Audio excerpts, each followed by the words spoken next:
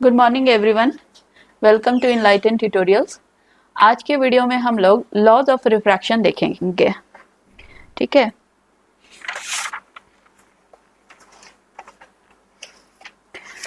तो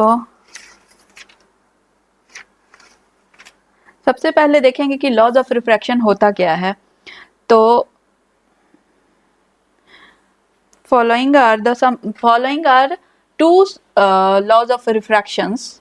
ओके, तो सबसे पहले लॉ 1 देखेंगे कि the incident ray, refracted ray and normal to the interface of two media at the point of incidence all lie in the same plane. ठीक है, तो इन्होंने लिखा है कि incident ray, refracted ray and normal to the interface of two transparent media at the point of incidence all lie in the same plane. Suppose आप एक paper ले लो, ठीक है।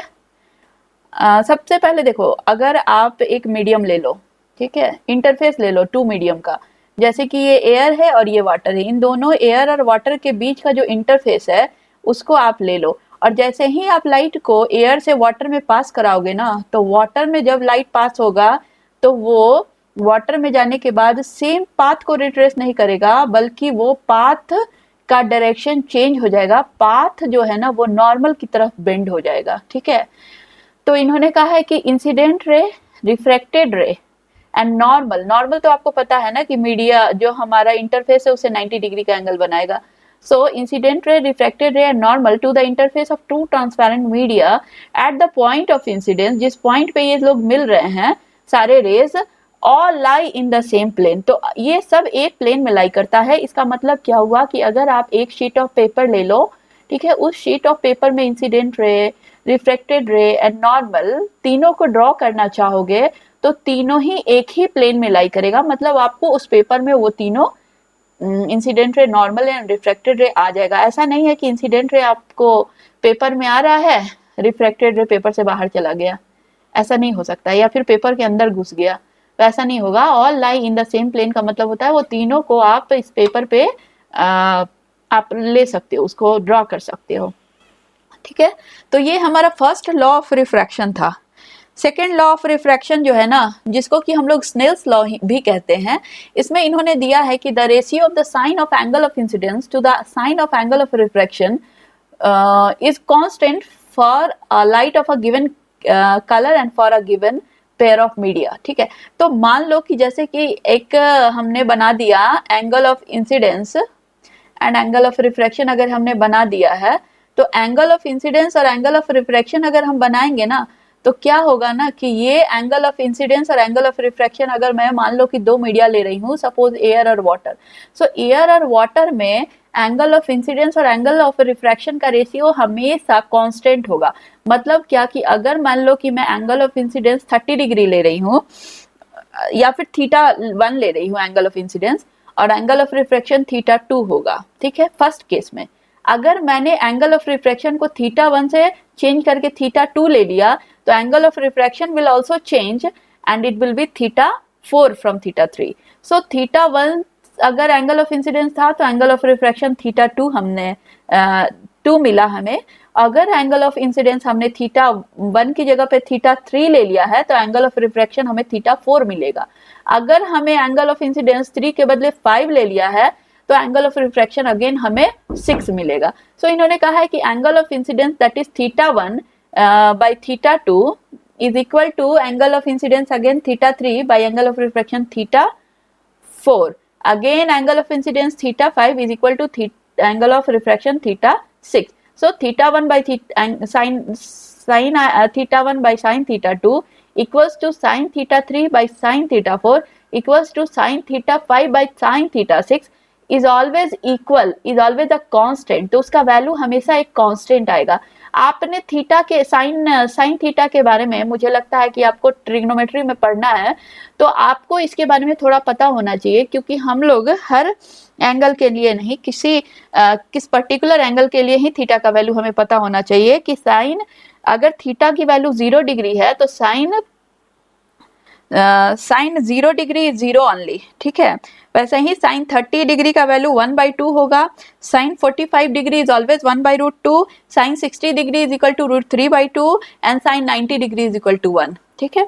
तो ये हमारा थीटा का वैल्यू है 0, 30 डिग्री, 45 डिग्री, 60 डिग्री और 90 डिग्री, ठीक है। और जैसे ही थीटा का वैल्यू चेंज होता चला जाएगा, थीटा का वैल्यू आप इंक्रीज करोगे, वैल्यू भी बढ़ता चला जाएगा। जैसे 0 डिग्री के लिए 0, 30 डिग्री के लिए 1/2, 45 डिग्री के लिए 1/√2, 60 डिग्री के लिए √3/2 और 90 डिग्री के लिए 1। तो आपको पहले नंबर इसका वैल्यू याद होना चाहिए, ठीक है। तो आपको तो ट्रिग्नोमेट्री में साइन, कॉस, टैन, कॉसेक, सेक और टैन, कॉट सॉरी, सभी 6 का वैल्यू आपको याद करना है, ठीक है। लेकिन अभी मैं साइन की बात कर रही हूँ, इसलिए इस पे फोकस करूंगी, ठीक है। सपोज मैंने एंगल ऑफ इंसिडेंस ले लिया है साइन आई 30 डिग्री, ठीक है, और एंगल ऑफ रिफ्रैक्शन हो गया है हमारा 45 डिग्री, मतलब ये जा रहा है from denser to rarer medium, ठीक है। डेंसर टू रेयरर मीडियम जा रहा है क्योंकि थीटा का वैल्यू कम है इंसिडेंस रे के लिए और थीटा का वैल्यू ज्यादा है रिफ्रैक्टेड रे के लिए, मतलब एंगल बढ़ गया है रिफ्रैक्टेड रे में, मतलब वो नॉर्मल से दूर चला गया होगा, ठीक है। और अगर नॉर्मल से दूर चला गया है तो वैल्यू भी दोनों का अलग होगा। साइन 30 डिग्री का वैल्यू क्या होता है 1/2, हमने डिस्कस किया है, और साइन 45 डिग्री का वैल्यू होता है 1/√2, ठीक है। तो sine I by sine r that is 1/2 divided by 1/√2 is always a constant. अगर आप साइन का वैल्यू चेंज करते चले जाओगे तो साइन आई का तो साइन आर का भी वैल्यू चेंज होता चला जाएगा और sine I by sine r का वैल्यू हमेशा एक कांस्टेंट आएगा। So this was our Snell's law, ठीक है, यही हमारा स्नेल्स लॉ था, ठीक है। और मैं आपको एक और चीज बताना चाहूंगी, स्नेल्स लॉ है ना, उसके उसी पे बेस्ड 2 और डेरिवेशन है स्नेल्स लॉ के। देखो, sine I by sine are is always equals to v1 by v2, मतलब अगर मान लो कि कोई 2 मीडिया है जैसे एयर और वाटर, तो अगर लाइट एयर से वाटर में जा रहा है तो एयर अगर हमारा रेयरर मीडियम है, वाटर डेंसर मीडियम है, तो velocity of light in air divided by velocity of light in water is always equal to sine I by sine r, ये होता है, ठीक है। आप इसको थर्ड लॉ भी मान सकते हो, थर्ड एक्चुअली ये स्नेल्स लॉ का ही डेरिवेशन है। So sine I by sine are is equal to v1 by v2 होता है, ठीक है। और इसी डेरिवेशन से हम एक और डेराइव करेंगे कि sine I by sine are is equal to v1 by v2। अब देखो, आप v1 की जगह पे क्या लिख सकते हो, v1 की जगह पे आप क्या लिख सकते हो, v1 की जगह पे मैं देखो, refractive index is equal to c by v होता है। Refractive index of a medium 1 is equal to velocity of light in vacuum by velocity of light in medium 1। तो अगर मैं रिफ्रैक्टिव इंडेक्स को लिखना चाहूं तो refractive index of medium 1 is equal to c by velocity of light in medium 1, ये लिख सकते हैं।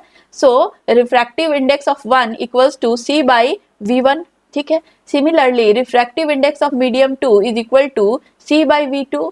सो अगर मैं इन दोनों को कंबाइन कर दूं तो क्या लिख सकते हो, sine I by sine r, v1 की जगह पे c by v1, c by n1, v2 की जगह पे c बाई n2, ठीक है। तो c से c चला जाएगा, कट जाएगा, तो n2 बाई n1 हो जाएगा। So sine I by sine are is also equal to n2 by n1, that is angle of sine of angle of incidence by sine of angle of refraction should also be equal to refractive index of medium 2 divided by refractive index of medium 1। So ये भी हमारा actually derivation है Snell's law का ही, इसको हम लोग fourth law भी बोल सकते हैं। सो हमने 4 लॉज ऑल ओवर देखा है लॉज ऑफ रिफ्रैक्शन में। तो incident ray, refracted ray and normal to the interface of the two transparent media at the point of incidence all lie in the same plane, ये हम लोगों ने समझ लिया।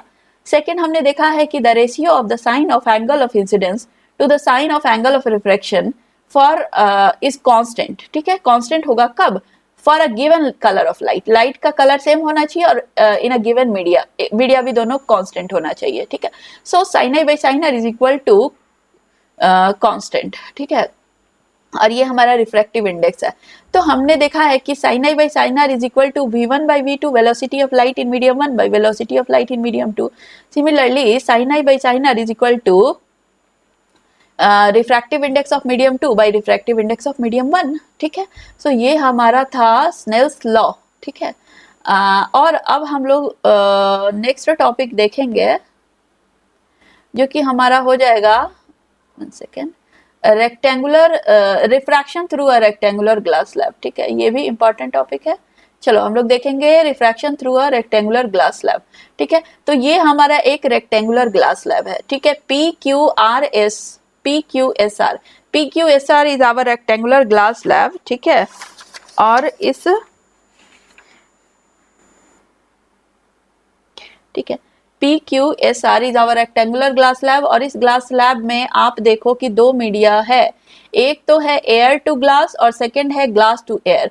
तो अगर मैं एक लाइट रेज को सबसे पहले एयर से लेकर ग्लास में पास कराऊं तो देखो यहाँ पे क्या होता है। यहाँ पर पहले एक हमारा स्नेल्स लॉ लागू होगा इस पॉइंट पे। ठीक है, at point O Snell's law हमारा लागू होगा। देखो एंगल ऑफ इंसिडेंस हमारा यहाँ से, ये एंगल ऑफ इंसिडेंस है, ये नॉर्मल है NON डैश। फिर हमारा ये जो है ना एंगल, ये हमारा क्या हो गया, एक रिफ्रैक्टेड रे है जो कि नॉर्मल की तरफ बेंड हो गया है क्योंकि light rarer medium to denser medium में जा रहा है। अगर रेयरर टू डेंसर में लाइट जा रहा है तो ये light towards the normal bend हो गया है। इट मीन्स क्या हो गया, sine I by sine r, ठीक है, is equal to refractive index of medium 2 that is Ng by refractive index of medium 1 that is Na। सो यहाँ पे देखो सबसे पहले तो आप देख लो कि I हमारा एंगल ऑफ इंसिडेंस है, R हमारा एंगल ऑफ रिफ्रैक्शन है, ये भी एंगल हमारा R होगा क्योंकि ये दोनों एंगल अल्टरनेट इंटीरियर एंगल्स है। आप देख सकते हो Z फॉर्मेशन है, यहाँ से ऐसे, यहाँ से ऐसे, यहाँ से ऐसे। सो एंगल R ये होगा और ये भी एंगल R होगा और ये एंगल ऑफ इमर्जेंस होगा। ठीक है, so angle I is angle of incidence, angle R is angle of refraction, angle E is angle of emergence.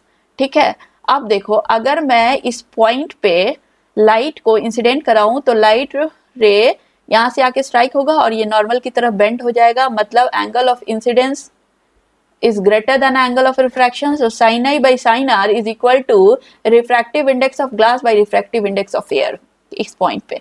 ठीक है, नाउ अगेन इस पॉइंट पे अगर लाइट रे आया, स्ट्राइक किया इस पॉइंट पे, तो ये जैसे ही स्ट्राइक करेगा ना तो नॉर्मल से दूर चला जाएगा जब ये ग्लास से बाहर जाएगा एयर में। तो यहाँ से आया, यहाँ पे स्ट्राइक हुआ और नॉर्मल से दूर चला गया। सो एंगल R, ये भी हमारा एंगल R ही होगा बिकॉज हमने अभी डिस्कस किया ये दोनों अल्टरनेट इंटीरियर एंगल्स है। सो एंगल साइन आई को मैं साइन R भी लिख सकती हूँ क्योंकि ये भी साइन R और ये भी sine R। So this point पे sine R by sine E is equal to refractive index of air by refractive index of glass.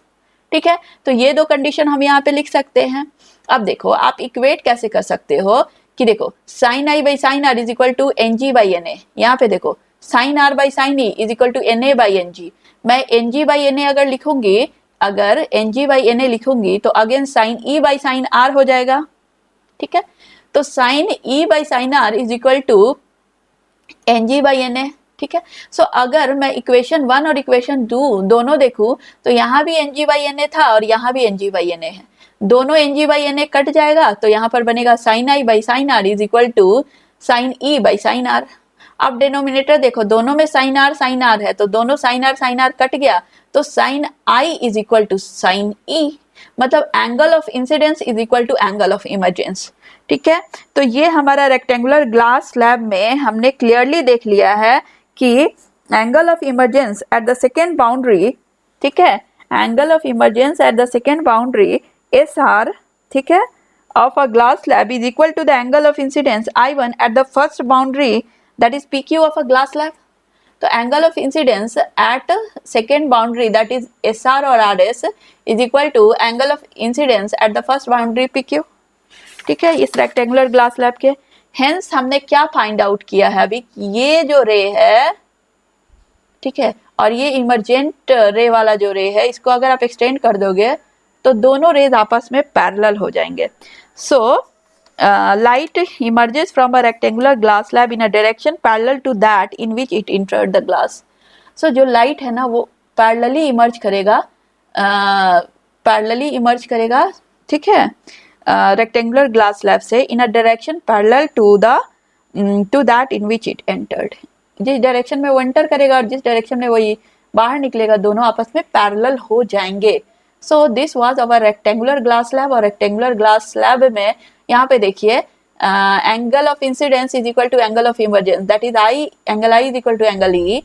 If the incident ray falls normally to the surface of a rectangular glass slab, then there is no bending of ray of light, that is it goes straight. ठीक है,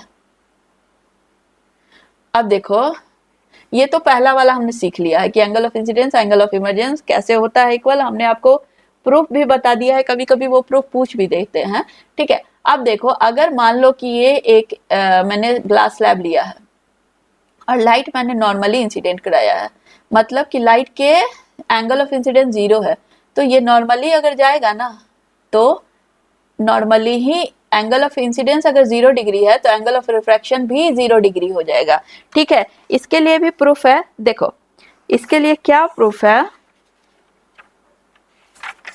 कि देखो sine I by sine are is equal to N2 by N1, ठीक है। अगर मैंने sign आई को 0 degree ले लिया है तो 0 degree is equal to N2 by N1 into sine r हो जाएगा, क्योंकि sine I by sine are is equal to N2 by N1 होता है, तो sine i is equal to N2 by N1 into sine r हो जाएगा। अगर sign आई 0 है तो साइन आर विल ऑल्सो भी 0, क्योंकि ये पूरे टर्म जब आप LHS में लेकर जाओगे तो 0 से मल्टीप्लाई होने पर 0 ही होगा, ठीक है। तो इन्होंने एक पॉइंट में यहाँ पे लिख दिया है कि if the incident ray falls normally to the surface of a glass slab then there is no bending of ray of light, that is it goes straight, ठीक है। अगर मैं आपसे एक और बात पूछूं कि मान लो कि ये दोनों मीडिया सेम ही है, सपोज एयर से एयर में ही लाइट जा रहा है, तो इस केस में क्या होगा, तो देखो नॉर्मल यहाँ पे मैंने ड्रॉ कर दिया एयर में ही, angle of sine of angle of incidence angle sine I है और sine of angle of refraction sine R है, ठीक है। So sine I by sine are is equal to N2 by N1, और हमारा N2 और N1 दोनों air ही है, मतलब sine I by sine are is equal to N2 by N1 that is equal to 1, क्यों, क्योंकि N2 और N1 दोनों सेम है तो दोनों कट जाएगा तो 1 आएगा, मतलब क्या कि sine i is equal to sine r in case when the medium is same, ठीक है। So this was all about today's topic in which we discussed today about the laws of refraction of light and refraction through a rectangular glass slab. So hope आपको आज का video अच्छा लगा होगा, और अगर कोई भी क्वेरी है तो प्लीज आप हमें कमेंट सेक्शन में कमेंट कर सकते हैं, कोई सजेशन हो तो कमेंट कर सकते हैं। सो प्लीज हमारे वीडियो को लाइक सब्सक्राइब एंड शेयर करें, ठीक है। और नेक्स्ट वीडियो मैं अगले टॉपिक पे लेकर आऊंगी, ठीक है। अगले टॉपिक पे मेरा नेक्स्ट वीडियो होगा स्फेरिकल लेंसेज पे, तब तक आप हमारे चैनल पे बने रहिए, हमारे वीडियो को लाइक सब्सक्राइब और शेयर करिए, और कोई भी क्वेरी हो तो आप हमें कमेंट सेक्शन में कमेंट कर सकते हैं। Thank you so much.